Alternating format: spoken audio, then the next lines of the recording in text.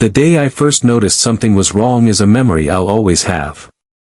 I was 7 years old, sitting at my grandmother's kitchen table as the summer sun streamed through lace curtains that had yellowed with age. A scent of cinnamon and cloves filled the house, a scent that seemed to follow my grandmother everywhere. Fascinated by the black and white images of people who shared my eyes, my nose, my smile, I was leafing through a dusty photo album I'd found in the attic. "Who's this, Grandma?" I asked. I was pointing to a man in a faded photograph, standing next to my grandfather.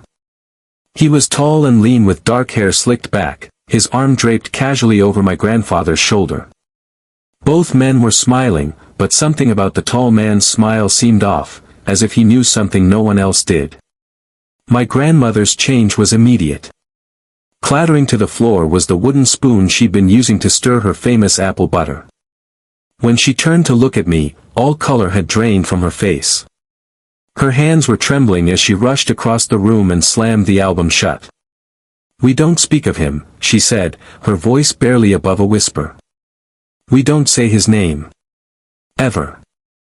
She took the album from me, tucking it under her arm, and her eyes darted to the windows as if checking to see if someone might be watching. "Promise me, Eleanor. Promise me you'll never speak of him." I nodded, too frightened by her reaction to do anything else. "I promise, Grandma." That was the first time I realized my family had secrets. Dark ones. Like growing up in any small New England town was growing up in Millbrook.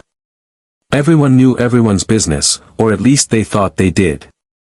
Just under 2,000 people lived in our town, most of whom could trace their family lineage back to the original settlers. Since 1842, my family had been there, when my great-great-grandfather built the house we still lived in on Pine Hill Road. A character in my childhood was the house itself, a sprawling Victorian with gabled roofs, a wraparound porch, and more rooms than we knew what to do with. With the changing seasons, it creaked and groaned, as if it were alive and breathing alongside us. From the hidden cupboard beneath the stairs to the attic with its treasure trove of forgotten heirlooms, I loved every inch of it. But after that day in the kitchen, I began to notice things, little things at first. How my mother and grandmother would exchange glances whenever someone new came to town. How they would double-check the locks at night. How my grandmother would sometimes stop mid-sentence and tilt her head as if listening for something the rest of us couldn't hear. "It's nothing," she'd say when I asked about it. "Just the house settling." But I knew better. The house had its own sounds, and I knew them all. This was something else. As I grew older, more aware I became of the gaps in our family history, the missing pieces that no one would talk about. There were cousins I'd never met, aunts and uncles whose names were only mentioned in hushed tones when they thought I wasn't listening. And then there was him, the man in the photograph whose name was forbidden. In my mind, I called him the Nameless One, building elaborate fantasies about who he might be. A spy perhaps, or a criminal on the run. Maybe he'd done something so terrible that my family had disowned him, striking his name from our history. When I was 12, I found the photo album again, hidden in the back of my grandmother's closet behind shoe boxes filled with ancient receipts and birthday cards.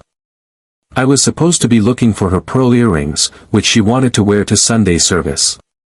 But the moment my fingers brushed against the leather cover of the album, all about the earrings I forgot. I sat cross-legged on the floor of her bedroom, the album open on my lap, and there he was again. More photos of him existed than I'd realized.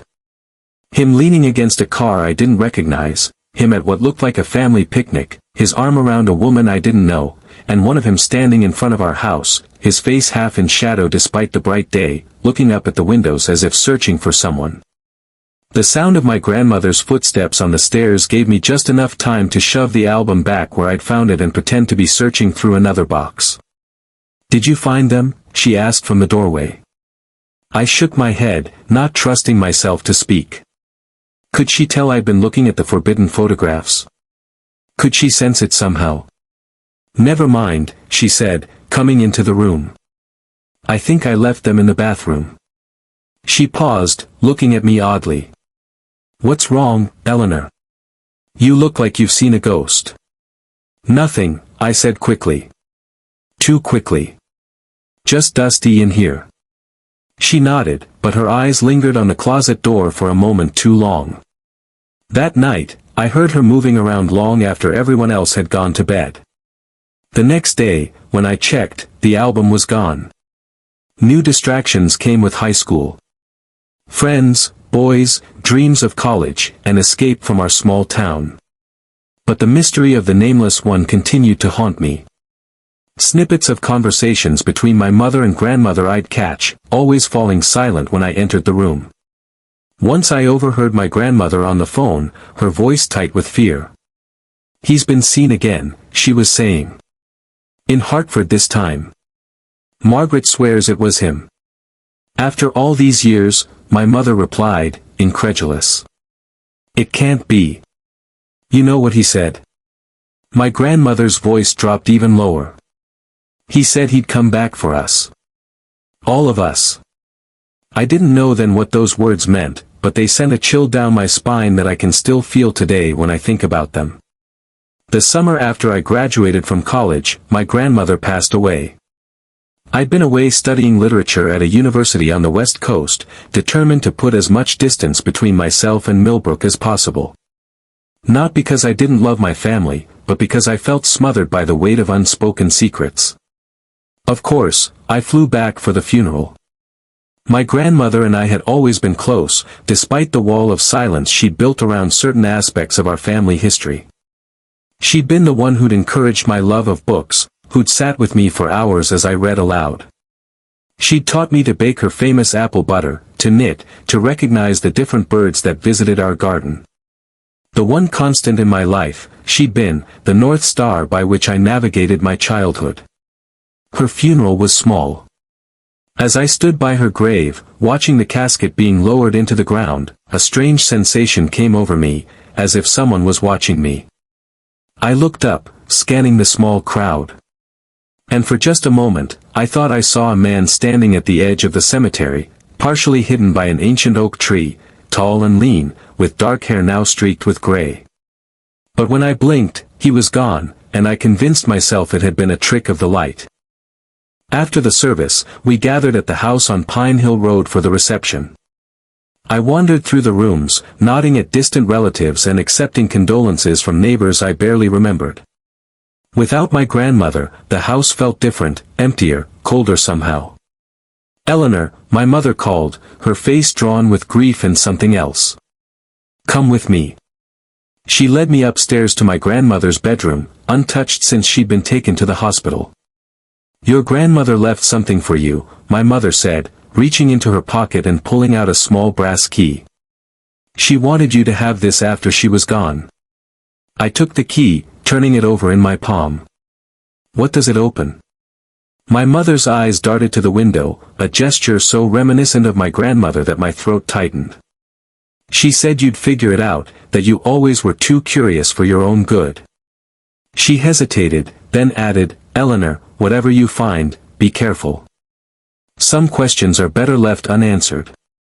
With that cryptic warning, she left me alone, the key cold and heavy in my hand. 3 days it took me to find what the key opened. I was about to give up when I remembered the hidden cupboard beneath the stairs. A small space where I used to hide as a child. The cupboard had a false back, something I discovered accidentally when I was 9. But when I pushed against the panel now, it swung open to reveal a small metal box. My hands were shaking as I inserted the key and turned it. The lock clicked open, and I lifted the lid. Inside, I found a bundle of letters, a small leather-bound journal, and a photograph I'd never seen before.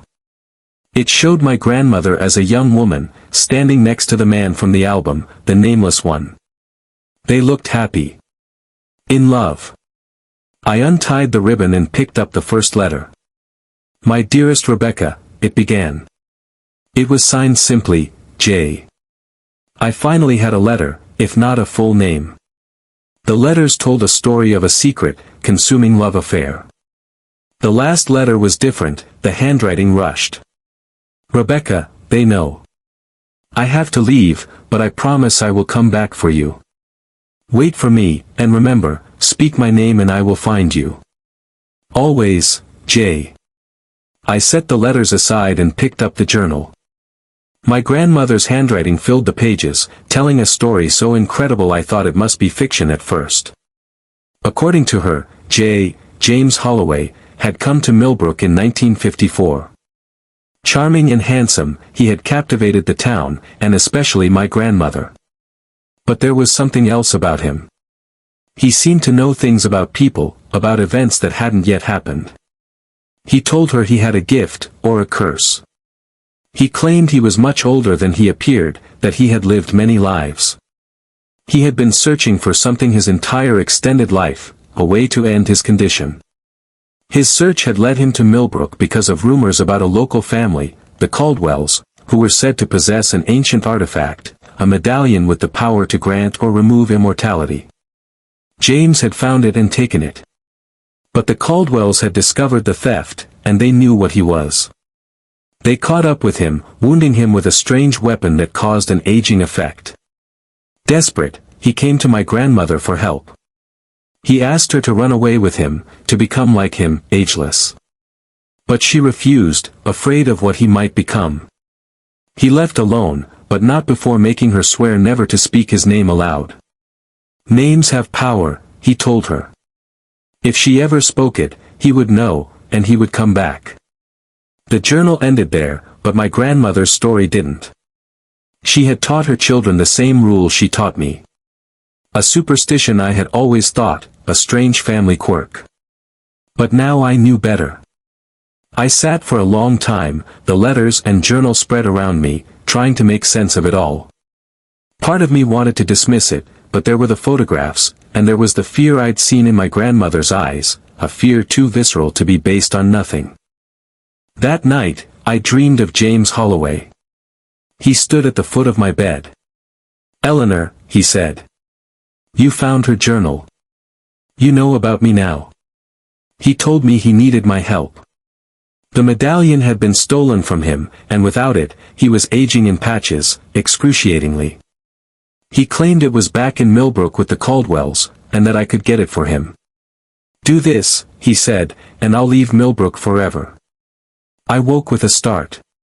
Just a dream, I told myself. But when I looked at the clock, it had stopped at exactly 3:33 a.m. And there on the floor next to my bed was a set of wet footprints, ending abruptly in the middle of the room. I needed answers. The Caldwell family was still in Millbrook. I went to the Historical Society, run by the current patriarch, Martin Caldwell. When I mentioned James Holloway's name, his face drained of color. He led me to a back office. "Your grandmother never told you about him," he said. It wasn't a question. She kept her promise. "Yes," I said. Until I read her journal. Martin told me his family's version of the story. James Holloway was not a time traveler seeking mortality, but something older, something that fed on fear and pain. The medallion didn't grant immortality, it bound and controlled him. Without it, he was weaker, more vulnerable. "The medallion is killing him," Martin said. "Slowly but surely. He's desperate, and that's why he's reaching out to you now. He warned me that James was a manipulator and that I should resist him."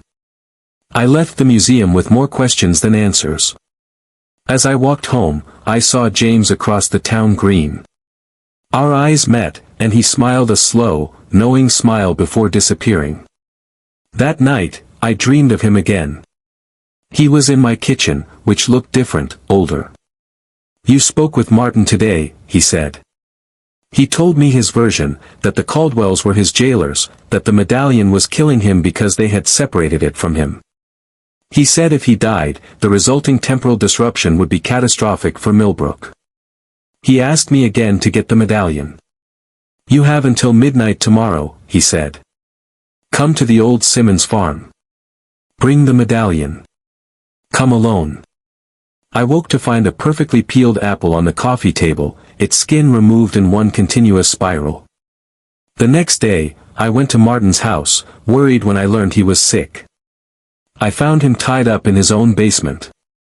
James was there. He had the medallion, but he claimed he couldn't use it unless it was freely given by someone of my grandmother's blood, by me.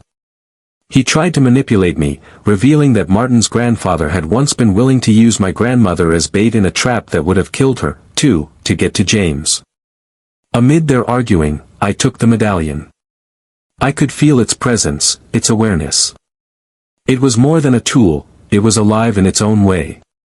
It showed me possibilities, and it showed me a third choice. As James lunged for it, I placed the medallion around my own neck. A golden light enveloped me. I was changing, becoming something new, a partner to the medallion, not its master or its slave. I understood its true purpose, to learn, to understand, to witness, and to heal. I used its power to sever James's connection to it, making him mortal again, freeing him from his curse. I healed Martin's wounds and made them both promise to end their vendetta. The medallion and I had a new purpose, to mend the rifts in reality, the convergence points around the world. I said a temporary goodbye, knowing I would return to Millbrook someday. My grandmother's hope for a different choice had been fulfilled. I was a new kind of traveler, and my journey was just beginning.